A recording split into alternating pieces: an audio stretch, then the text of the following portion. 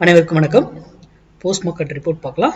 இன்னைக்கு காலையிலே pre market அனலைஸில் எந்த ஸ்ட்ரைக் எப்படி இருந்தால் என்ன நடப்பதற்கான வாய்ப்புகள் இருக்குது அப்படிங்கிறத அப்டேட் பண்ணியிருந்தோம். அது என்ன நடந்திருக்கா என்ன அப்படிங்கிறத பார்க்கலாம். அதுக்கு முன்னாடி இது மேக்ஸு கணக்கின் அடிப்படையில் தான் பங்குச்சந்தை இயங்கும்.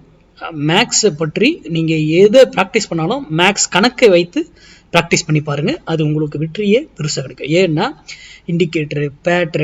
Indicator pattern price action open interest எல்லாமே ஏதோ ஒரு இடத்துல மாற்றத்திற்கு உட்பட்டது.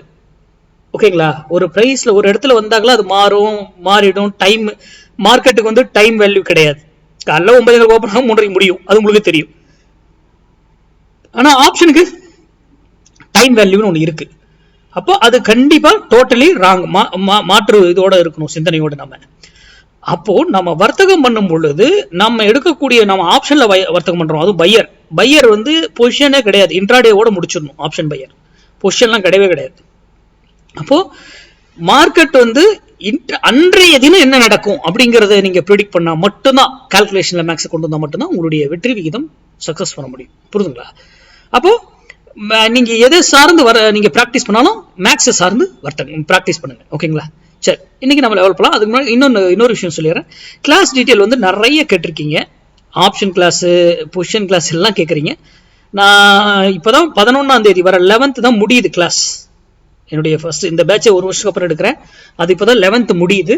முடிந்ததுக்கு அப்புறம் எனக்கு எப்படி டைம் இருக்கு என்னன்னு எனக்கு தெரியல. நான் அதுக்கப்புறம் முடிவு பண்றேன் எப்போ கிளாஸ் வைக்கலாம் என்னங்கிறத ஆப்ஷன் கிளாஸா இல்லை பொசிஷன் கிளாஸா. நான் மேக்ஸிமம் ஆப்ஷன் கிளாஸ் தான் வைப்பேன்னு நினைக்கிறேன்.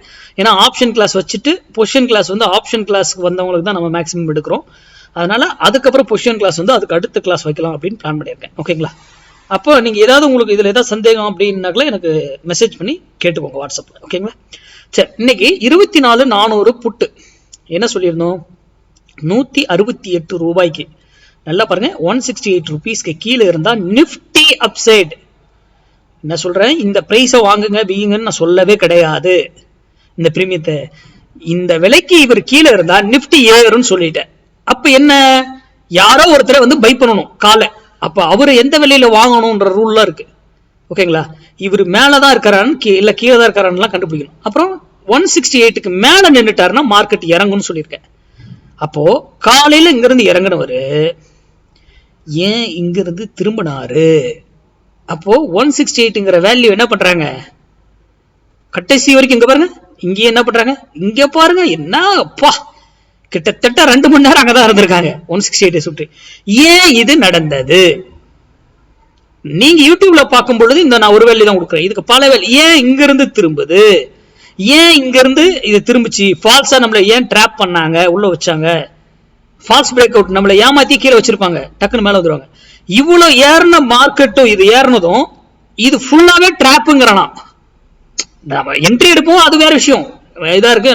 இவ்வளவு போனதும் டிராப் அப்படின்னு சொல்ல முடியும் நம்மளால. ஏன்னா ஒரு ஸ்ட்ரைக்குக்கு ஒரு சில பாயிண்ட்ல அதனுடைய வேலைகளை எக்ஸாக்டா செய்வாங்க. அது மேக்ஸ் அடிப்படையில் மட்டுமே. அதை சார்ந்து ப்ராக்டிஸ் பண்ணுங்க. வீக்லி லெவல்ஸ் நான் சாட்டர்டே சண்டேல அப்டேட் பண்ணிடுறேன். அப்புறம் இந்த மாதிரி இன்ட்ராடே லெவல்ஸ் ரெகுலரா என்னால் போட முடியாதுங்க. ஏதோ ஒரு சில நாள் போட முடியாமலும் விடலாம். நன்றி, வணக்கம், வாழ்க வளமுடன்.